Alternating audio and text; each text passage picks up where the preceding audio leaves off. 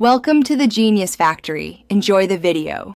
In this video, I will explain how to plant organic vegetables at home. First, select a prime location for your garden. Look for an area that gets at least 6 hours of direct sunlight each day. Next, decide which vegetables you want to grow, keeping your local climate in mind.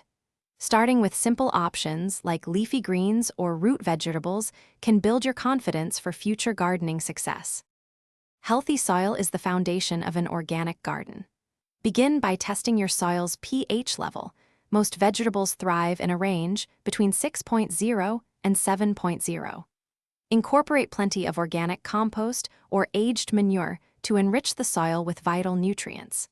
If your soil is dense, adding materials like perlite will improve drainage and aeration, creating an ideal growing environment. Now it's time to plant. Follow the specific instructions for depth and spacing for each vegetable you're growing, whether from seed or seedling. After planting, water thoroughly to help establish the roots.